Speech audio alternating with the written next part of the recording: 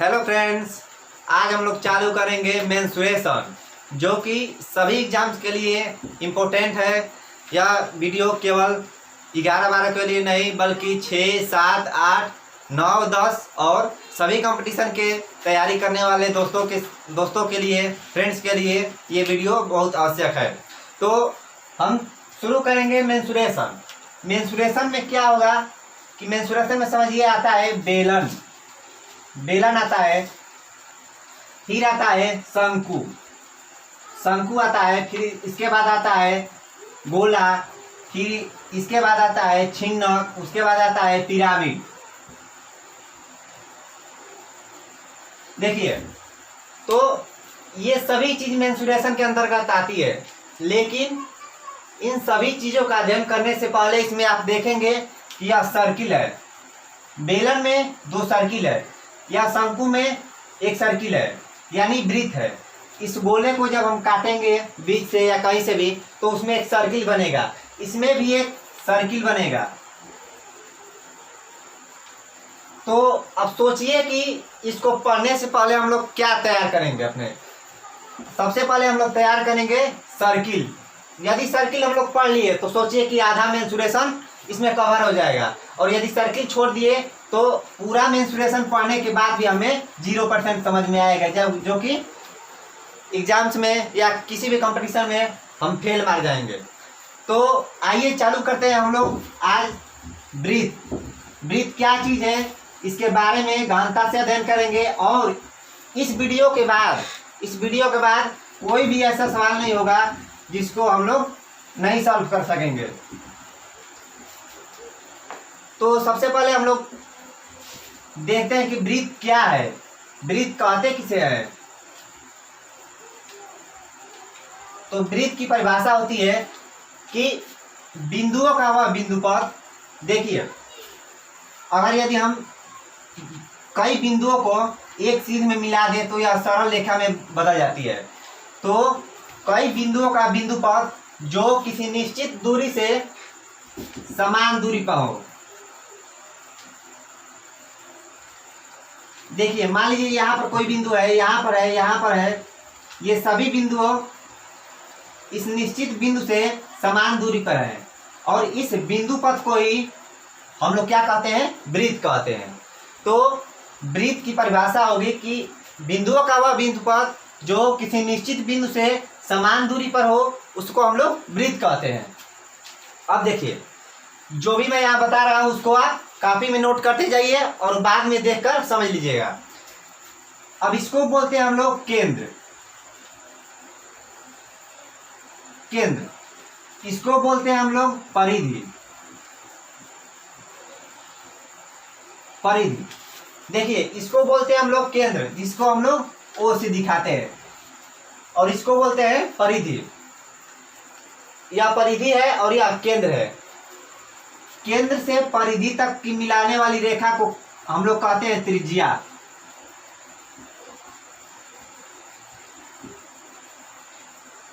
देखिए, केंद्र से परिधि तक की रेखा को हम लोग कहते हैं त्रिज्या। अब त्रिज्या को ऐसे खींचे जो कि दूसरे छोर पर परिधि को काटे, यानी इतना त्रिज्या हुआ और इतना त्रिज्या, और इन दोनों को मिलाने से जो एक सरल रेखा बनेगी जो केंद्र से होकर जाएगी, उसको बोलते हैं व्यास। तो देखिए, ओ ए, और यहाँ पर नाम रखते हैं बी। ओ क्या है, तो केंद्र है। ओ बी क्या है, तो त्रिज्या है।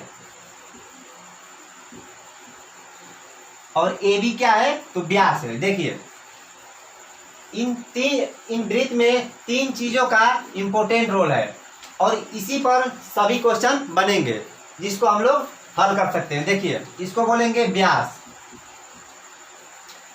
केंद्र क्या है, तो वह निश्चित बिंदु है जिससे वृत्त की परिधि पर जितने भी बिंदु स्थित होते हैं वह समान दूरी पर रहते हैं। अब त्रिज्या क्या है, तो केंद्र और परिधि को मिलाने वाली रेखा को हम लोग कहते हैं त्रिज्या। व्यास किसे कहते हैं, तो व्यास यानी त्रिज्या का डबल कर दे हम लोग, दोगुना कर दे, तो उसको बोलते हैं व्यास। या वह रेखा जो केंद्र से होकर जाए तथा दोनों परिधि को टच करे उसको बोलते हैं व्यास। अब देखिए इसी में एक आता है जीवा ए बी, या सेंटर से नहीं होकर जाएगा यानी केंद्र से होकर नहीं जाएगा, इसको बोलते हैं जीवा।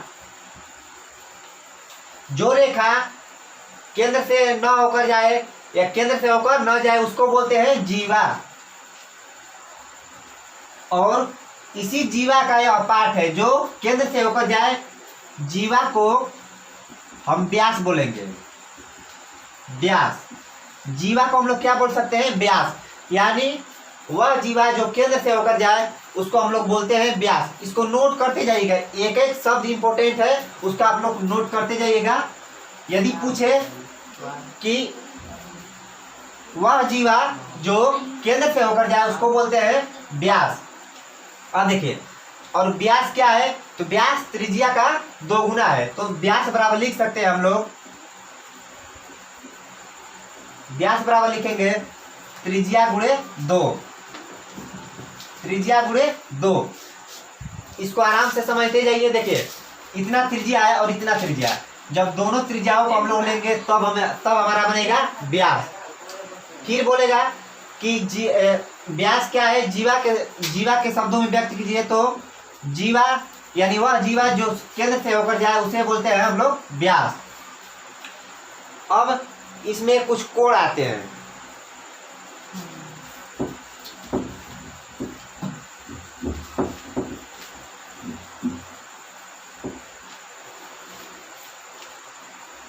जैसे मान लीजिए, देखिए कोई भी वृत्त होगा तो अपने सेंटर पर, अपने केंद्र पर 180 अंश का कोण ऊपर बनाता है और 180 अंश का कोण नीचे बनाता है, यानी टोटल कोण जो बनाएगा 360 अंश का बनाएगा। कोई भी वृत्त अपने केंद्र पर 360 अंश का कोण बनाता है। और यदि बोले कि कोई अर्धवृत्त है वह कितने अंश का कोण बनाएगा? तो वह बनाएगा 180 अंश का। वह नीचे बनाए या ऊपर बनाए कोई मतलब नहीं। तो कोई भी वृत्त है या अपने केंद्र पर 360 अंश का कोण निरूपित करते हैं या बनाती है। और अर्धवृत्त, देखिए वृत्त, इसको नोट कीजिए, वृत्त अपने केंद्र पर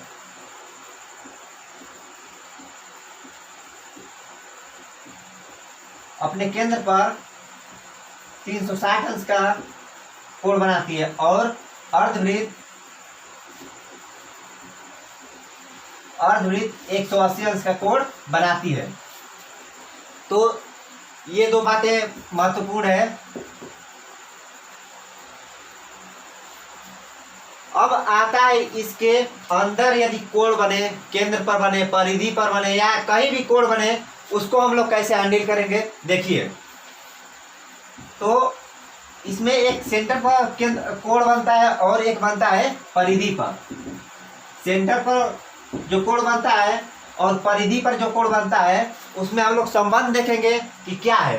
तो देखिए जैसे कोई वृत्त हो गया,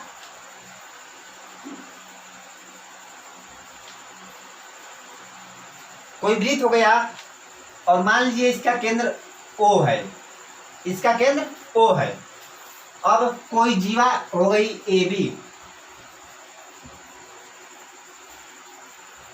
एक बात ध्यान से सुन लीजिए कि कोई भी चैप्टर पढ़ने से पहले उसके जो बेसिक कंसेप्ट है उसको यदि आप स्ट्रांग कर लिए,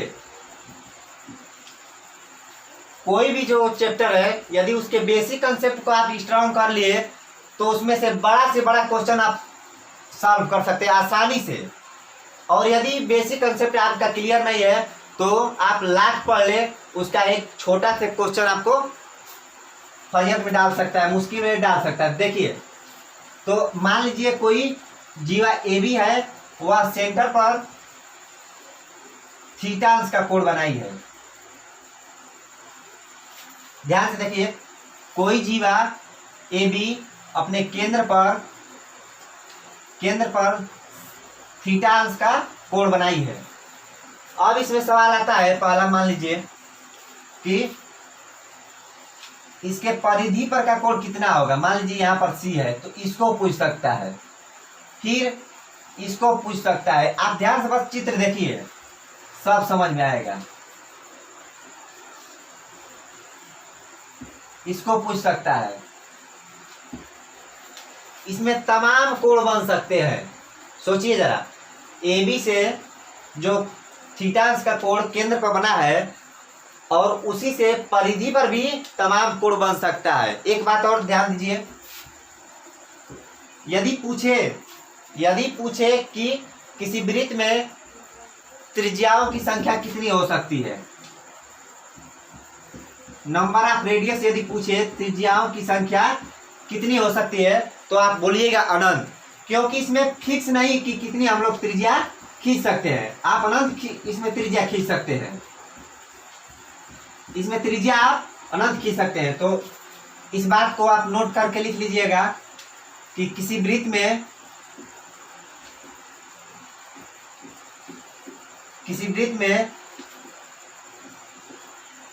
त्रिज्याओं की संख्या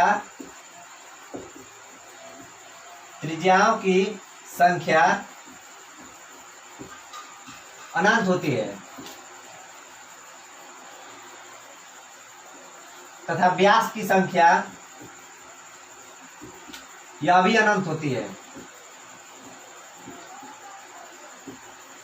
ये दो बातें बहुत महत्वपूर्ण है, इसको आप नोट कीजिए कि किसी भी वृत्त में त्रिज्याओं की संख्या अनंत होती है। अब मान लीजिए व्यास कैसे अनंत हो गए। मान लीजिए यह त्रिज्या है, इसी को हम लोग आगे बढ़ाए ऐसे, यह एक व्यास हो गया, यह त्रिज्या है, इसी को हम लोग आगे ऐसे बढ़ाए, यह व्यास हो गया। ऐसे हम लोग तमाम व्यास खींच सकते हैं और जीवा भी तमाम खींच सकते हैं। और जीवा की संख्या जब पूछे, यह भी अनंत होगा, यह भी अनंत होगा। ये तीनों बातें आप याद रख लीजिएगा, बहुत इंपॉर्टेंट है। जैसे किसी भी कंपटीशन में पूछता है कि किसी वृत्त में त्रिज्याओं की संख्या हो सकती है 1, 2, 4 या अनंत, फिर व्यास की संख्या पूछ सकती है, फिर जीवा की संख्या पूछ सकती है। अब देखिए, तो जो ये कोण बना रहा है परिधि पर, तो हम लोग बोल सकते हैं कि इधर भी तो परिधि है, यहां पर भी बना सकता है यह जीवा, यहां पर भी बना सकता है। तो हमें मालूम नहीं कि ऊपर बनाए या नीचे बनाए। कोई भी वृत्त में हमें मालूम नहीं कि ऊपर बनाएगा या कोण या नीचे बनाएगा। ए बी, कोई बोले कि परिधि पर का इसका कोण बनाइए बताइए, जबकि इसका केंद्र पर का कोण थीटा हो, तो हम लोग सोचने लगेंगे कि यह ऊपर कर रहा है या नीचे कर रहा है। तो इसी को समझने के लिए हम लोग इसको दो भागों में पढ़ते हैं। ऊपर वाले को बोलते हैं, जो बड़ा होता है, इसको दीर्घवृत्तखंड।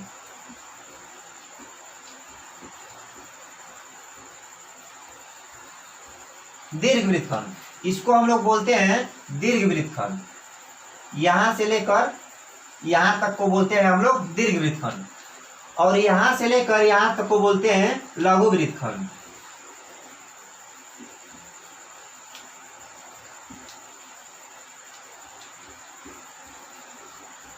एक बार बस आप समझ लीजिए वृत्त का ये कॉन्सेप्ट, और उसके बाद कोई भी क्वेश्चन हो उसको आप आसानी से सॉल्व कर सकते हैं। देखिए, तो दीर्घवृत्तखंड और यह हो गया लघुवृत्तखंड।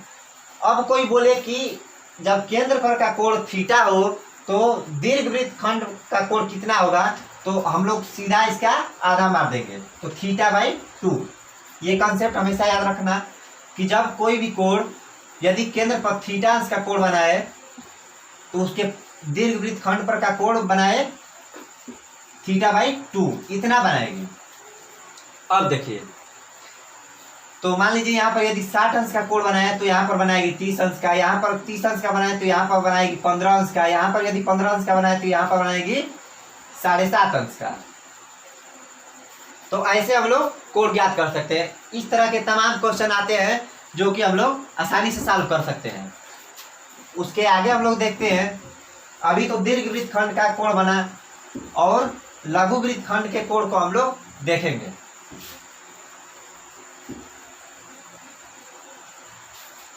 बस एक बार कंसेप्ट आप समझ लीजिए, उसके बाद कोई भी दुनिया का कोई भी वृत्त का सवाल हो उसको आप आसानी से सॉल्व करते रहिएगा। देखिए एक ही वीडियो में हम सारे कंसेप्ट को क्लियर कर देंगे। तो मान लीजिए यह कोई वृत्त है, ए बी जीवा है या सी डी जीवा है, कुछ भी नाम रखिए, केंद्र ओ है, यहाँ पर थीटा। हम लोग ये तो कर दिए कि दीर्घ वृत्त खंड पर का कोण या कहीं भी बने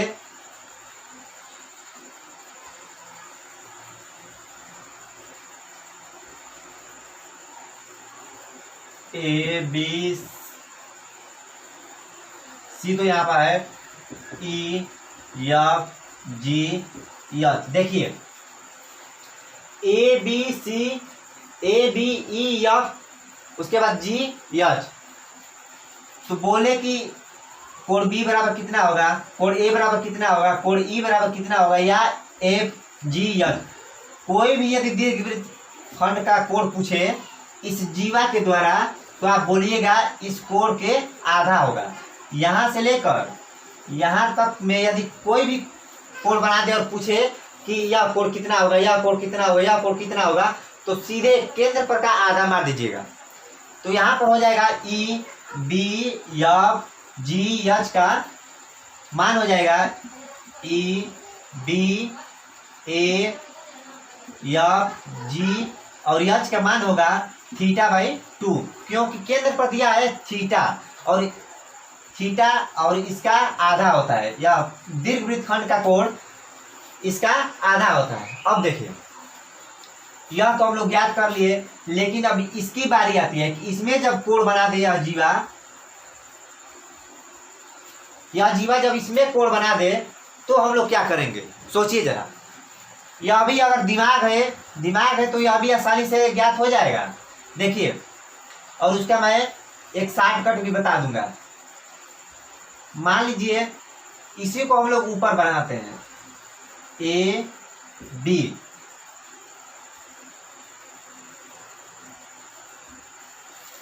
देखिए इस जीवा द्वारा इस केंद्र पर का कोण जो है इधर थीटा बनाया, तो इधर कितना बनाएगा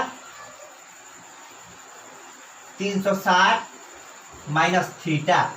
ध्यान से देखिए, जब इधर थीटा बनाया, अभी हम बात किए कि कोई भी वृत्त अपने केंद्र पर 360 अंश का कोण बनाती है। यह लिख लीजिएगा और बार बार पढ़िएगा कि कोई भी वृत्त अपने केंद्र पर 360 अंश का कोण बनाती है, और अर्धवृत्त अपने केंद्र पर 180 अंश का कोण बनाती है। अगर आपको कुछ पाना है, ध्यान दीजिए, अगर आपको कुछ पाना है तो कुछ खोना पड़ेगा। ये मत समझिए कि बहुत आसान है, नहीं, इसमें तो ऐसे ऐसे सवाल आएंगे कि आप हिल जाएंगे, लेकिन आप उसके बेसिक कंसेप्ट को पढ़िए और आसानी से इसको सॉल्व कीजिए। तो यह थीटा है और यह होगा 360 माइनस थीटा।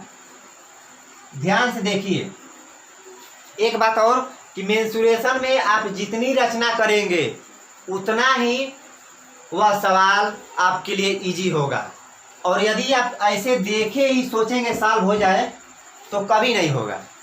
आप जितना भी मेंसुरेशन में उसका रचना कीजिए, जितना भी आइडिया मिला है, यहाँ से इसको मिलाइए, यहाँ से इसको मिलाइए, यहाँ से इसको मिलाने क्या होगा, और जितना भी आपको वैल्यू प्राप्त होता है उसको आप नोट करते जाइए। देखिए वहाँ तक आप आसानी से पहुँच जाएंगे। तो यहाँ पर ध्यान दीजिए, यह थीटा है और इसका मान होगा 360 माइनस थीटा। चूंकि हम जानते हैं कि जब ऐसे इस जीवा द्वारा यहाँ पर थीटा है तो ऊपर बनेगा इसका आधा, तो इस जीवा द्वारा इधर कोण थीटा है और थीटा का जब क्या है 360 माइनस थीटा, तो इधर बनाएंगे हम लोग ऊपर इसका आधा। ध्यान दीजिए, तो यहाँ पर हो जाएगा 360 माइनस थीटा, इसका आधा हम लोग करेंगे तो 180 माइनस थीटा बाई 2 इतना होगा। इस कोण का मान इतना होगा, यानी यहाँ पर जो बनाए थे इस कोण का मान इतना होगा, यानी दीर्घवृत्त खंड में जो कोण होगा वह होगा थीटा बाई 2, और जो लघुवृत्त खंड में कोण होगा वह होगा 180 माइनस थीटा बाई 2। अब ध्यान दीजिए, अब इस पर हम कुछ क्वेश्चन बनाते हैं, जैसे इसको नोट कीजिए। आप ध्यान से पढ़िए, मैं वादा करता हूं कि आपके लिए यह वृत्त आसान हो जाएगा और मेंसुरेशन के सभी पार्ट हम लोग ऐसे ही आराम आराम से पढ़ेंगे और सभी क्वेश्चन को सॉल्व करते जाएंगे। समझिए, अगर कुछ आसान है तो वह है ज्यामिति। ज्यामिति सबसे आसान है। मान लीजिए उस पर हम कुछ क्वेश्चन करते हैं, इसको आप जल्दी से सॉल्व कीजिए। एक बात और कि जब परीक्षा में यदि दे न दे कि ऐसे चित्र बनाकर न दे और इस तरह लैंग्वेज में लिख दे, भाषा में अपने लिख दे कि कोई वृत्त है जिसका केंद्र है O और AB कोई जीवा है, तो आप आराम से डायग्राम खींचिएगा और जैसे जैसे बोल रहा है आप उसको वैसे वैसे डिनोट करते जाइएगा, प्रदर्शित करते जाइएगा। तो AB द्वारा जो केंद्र पर का कोण है, मान लीजिए दे रहा है 100 डिग्री, इतना दे रहा है, तो फिर पूछेगा कि लघु वृत्तखंड का कोण बनाइए, या दे देगा कि लघु वृत्तखंड पर कोई लघु चाप, इसको बोलते हैं चाप, इसको भी बोलते हैं चाप, लेकिन यह दीर्घ चाप है और यह लघु चाप है। यह देखने में ही छोटा है और देखने में यह बड़ा है, तो इसको बोलेंगे दीर्घ चाप, इसको बोलेंगे लघु चाप। तो पूछेगा कि लघु चाप का कोण बताइए, इतना हो गया, इसका मान बताइए, इसका मान लीजिए C हो गया। जल्दी से ज्ञात कीजिए। दूसरा क्वेश्चन है, AB कोई जीवा है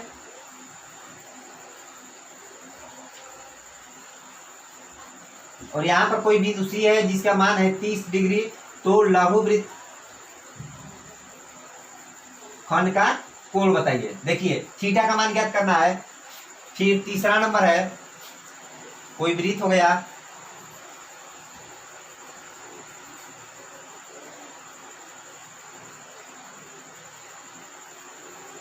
जिसका केंद्र O है, AB कोई जीवा है और लघु वृत्तखंड का कोण जो है वह है 150 अंश। 150 अंश नहीं, इसको लेते हैं हम लोग 130 अंश।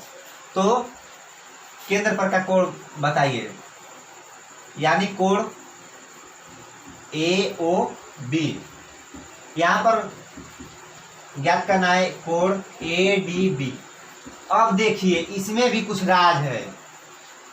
कोण को हम लोग कैसे डिनोट करेंगे, यानी जिस कोण को हमें ज्ञात करना होगा वह होगा हमेशा बीच में। D ज्ञात करना है ना, यह होगा हमेशा बीच में। इधर से चलिए या इधर से चलिए, यह हमेशा बीच में आना चाहिए। देखिए यहाँ पर भी O है ना, तो AOB यह हमेशा बीच में आना चाहिए। या इधर से चलिए, ये नहीं कि ABO BAO, ऐसे नहीं, इसमें भी ABD और ABD और DAB, ऐसे नहीं, यह हमेशा बीच में आना चाहिए। तो इसका मान ज्ञात करना है। इसमें क्या करना है कि कोण ACB का मान ज्ञात करना है। जल्दी से ज्ञात कीजिए।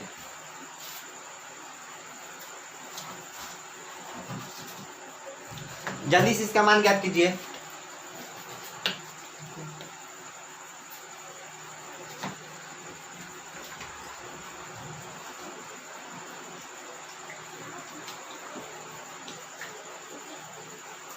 देखिए हम लोग पहले क्वेश्चन को हल करते हैं।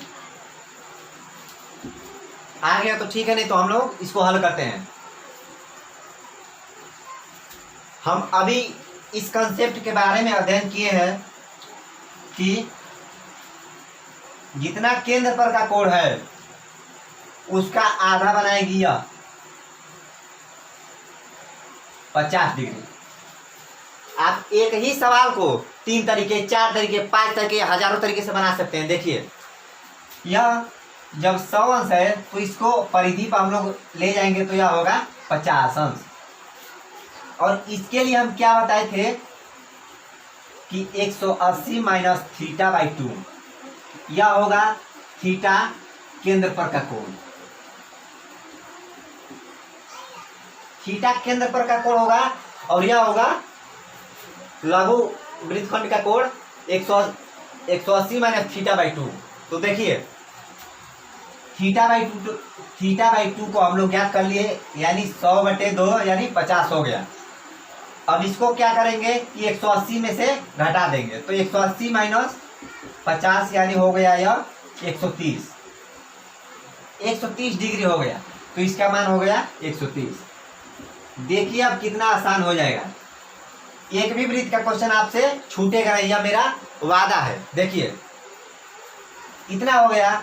इसको एक और तरीके से हम लोग लगाएंगे जैसे ये लाए थे। अब क्या करेंगे, मान लीजिए कि इस वृत्त के द्वारा, इस जीवा के द्वारा इधर कोण है 100 डिग्री, तो इधर भी तो कोण हो सकता है, यानी 360 में से 100 घटाइए यानी बचेगा 260। यह कोण हो गया 260। ध्यान दीजिए, यह जब 100 हो गया और पूरा 360 का होता है तो यह बचेगा 260। अब यह भी इस जीवा के द्वारा इधर कोण है 260, तो इधर बनेगा इसका आधा। जैसे मान लीजिए इसी को हम लोग ऐसे चित्र से बनाए, इधर मान लीजिए बनाता है 260। इस जीवा को आप इसको नीचे लिखिए नीचे लिखिए नीचे लिखिए और यहाँ पर आ जाएगा, तो इसका मान हो जाएगा यही पतला सा हो सकता है यहाँ पर, तो यहाँ पर छोटा सा कोण बनेगा। और इसी जीवा को बस हम लोग उठाकर यहाँ पर ला दिए तो इसका कोण हो गया बड़ा, तो इसका मान है 260। जब 260 है तो लघु वृत्तखंड का कोण पूछ रहा है इसका, यानी इसमें जितने भी कोण बनेंगे उनका कितना मान होगा, तो इसका आधा कर देंगे। यानी हम जानते हैं कि केंद्र पर का कोण का आधा हो जाता है परिधि पर का कोण, तो 260/2 यानी 130 आया था और ऐसे भी आ गया। फिर वैसे इसको आप हल कीजिए।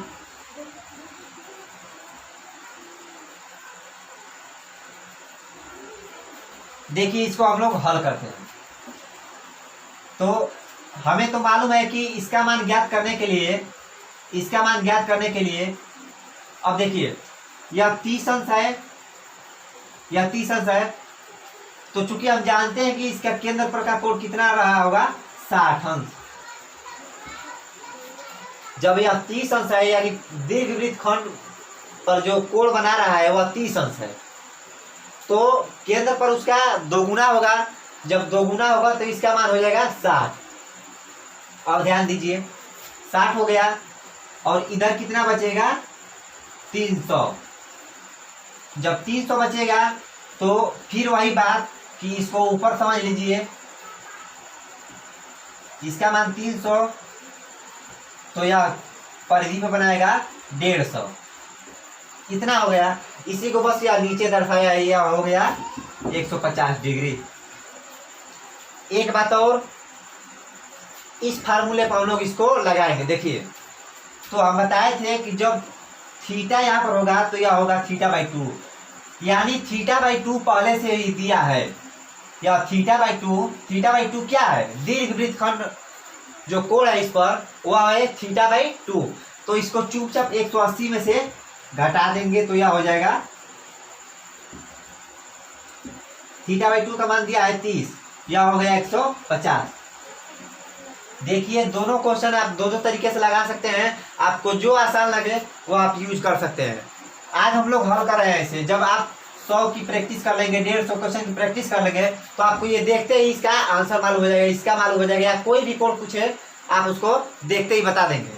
अभी शुरुआत है, मैं मानता हूँ कि थोड़ा दिक्कत होगी, लेकिन क्या कीजिएगा, प्रैक्टिस कीजिए, सब आसान हो जाएगा। यहाँ पर होगा 150। अब देखिए इसका मान ज्ञात करना है, यह 130 है, तो AOB का मान ज्ञात करना है, यानी इसका मान ज्ञात करना है। इसका मान हम लोग कैसे ज्ञात करेंगे, देखिए जब यह 130 है, इसको भी दो तरीके से हल करेंगे। जब 130 है तो इधर बनेगा, देखिए मान लीजिए यहाँ पर θ/2, तभी तो यहाँ पर थीटा होगा। यहाँ पर अगर थीटा होगा माने है तो यहाँ पर होगा θ/2। अब देखिए तो हम लोग क्या जानते हैं कि जो इसका मान होगा 130 अंश का जो मान होगा वह होगा 180 माइनस θ/2। इतना का जो मान है वह है 130 अंश, अभी लगाए थे। अब θ/2 को इधर लाइए तो इतना हो जाएगा θ/2 बराबर 180 माइनस 130, यह हो गया 50 हो गया θ/2 का, और थीटा का मान हो जाएगा 100 डिग्री। पहला सवाल ये, थीटा का मान हो गया 100 डिग्री। एक और विधि है, देखिए जब यह 130 है तो समझिए ये नहीं है। 130 कब रहा होगा, जरा सोचिए कि 130 कब रहा होगा ये लघु चाप पर, जब इसका केंद्र पर का कोण यानी रहा होगा 260। सही बात है। जब 130 यहाँ पर है तो इसका इधर वाला कोण होगा 260। जब यहाँ पर थीटा है तो यानी इधर वाला रहा होगा θ/2। वैसे ही जब यहाँ पर 130 है तो यहाँ पर रहा होगा 260। और हम जानते हैं कि अब पूरा कोण कितना होता है 360। शुरू में एक बात बोल दिए थे कि वृत्त हमेशा 360 अंश का कोण बनाता है। यह 360 हो गया और यह 260, यानी इसको ज्ञात करने के लिए 360 माइनस 260 यानी 100 अंश, 100 डिग्री, इसका मान 100 डिग्री। तो ऐसे तमाम क्वेश्चन आएंगे जिसको आप आसानी से हल कर लेंगे। अब हम लोग आगे बढ़ते हैं, इसमें कुछ और कंसेप्ट है। देखिए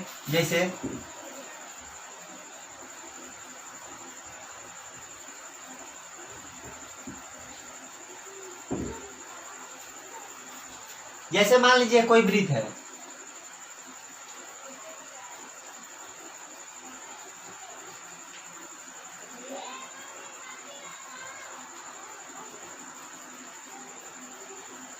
कोई वृत्त है, इसका केंद्र है O, यह है जीवा AB। एक बात और इसमें नई बात सीखने को मिलेगी कि जब AB है जीवा और इसके हम लोग मध्य बिंदु से इसको मिलाते हैं, जब हम लोग मध्य बिंदु से मिलाएंगे तो यहां पर बनेगा 90 अंश का कोण। देखिए हर बात प्रूव हम कर देंगे, हर बात प्रूव कर देंगे, लेकिन यहाँ पर प्रूव करने का समय नहीं है, बस आप समझते जाइए और इसको नोट करते जाइए। तो देखिए यहाँ पर बनेगा 90 अंश, कब, जब इसके दोनों ये पार्ट बराबर होंगे, दोनों भाग जब बराबर होंगे। यहाँ पर समझिए C है और B, तो जब AC बराबर दे दे CB और OC पूछे कि OC और AB में क्या संबंध है, तो आप बोलिएगा दोनों परपेंडिकुलर है यानी लंबवत है। जब दे दे कि AC बराबर BC है या AC बराबर CB है तो पूछेगा कि OC और AB में क्या संबंध है, तो आप बोल दीजिएगा कि OC जो है AB पर लंब है। एक बात और एक बात और सीखने को मिलती है कि जब दे दे कि मान लीजिए OC जो है AB पर लंब है तो A और C में क्या संबंध है, तो आप बोल दीजिएगा दोनों बराबर है। ध्यान से, पहली बात क्या है, जब AC बराबर BC, नोट कीजिए, जब AC बराबर BC तो OC लंब AB, या हाँ सही था, OC लंब AB। जो OC है वह AB पर लंब है। लंब कब कहेंगे, जब यह 90 डिग्री का कोण बनाता है यानी 90 अंश। फिर दूसरा बात यही कि जब OC AB पर लंब है, यह भी दे सकता है कि जब OC AB पर लंब है तो AC बराबर BC हम लोग बोल देंगे। अब देखिए इस पर क्वेश्चन कैसे देगा कि मान लीजिए कोई, देखिए अपनी भाषा में वो क्वेश्चन बोलता है, जिसे बोलेगा कि कोई ओ केंद्र वाला कोई वृत्त है, तो आप ऐसे बनाइएगा, ओ केंद्र वाला कोई वृत्त है जिसमें ए बी एक जीवा है और ओसी जो है जीवा पर लंब है, ओसी जो है जीवा पर लंब है। फिर दे दे कि और AC का मान जो है 8 सेमी है, तो AB का मान, AC का मान जब दे दे 8 सेमी तो AB का मान इतना पूछेगा कि AB का मान कितना होगा। देखिए तो हम लोग क्या पढ़े हैं कि OC और AB को जब लंबवत बता दे, OC और AB को जब लंबवत बता दे तो हम लोग क्या जानेंगे कि AC बराबर BC, इतना बराबर इतना हो गया। तो जब यह 8 है तो इसको भी हम लोग बोल देंगे 8 सेमी का, यह भी और यह भी, क्योंकि दोनों पार्ट बराबर होंगे, हम लोग पहले ही जान चुके हैं। और पूछ रहा है AB का मान, तो AB का मान होगा 16 सेमी, 8 + 8 16 सेमी। तो आज के लिए इतना ही, और इसके आगे हम लोग नेक्स्ट वीडियो में आप जरूर मिलिएगा, और इससे भी अच्छे अच्छे कंसेप्ट को हम लोग फिर से देखेंगे। इतना ही आज के लिए, धन्यवाद।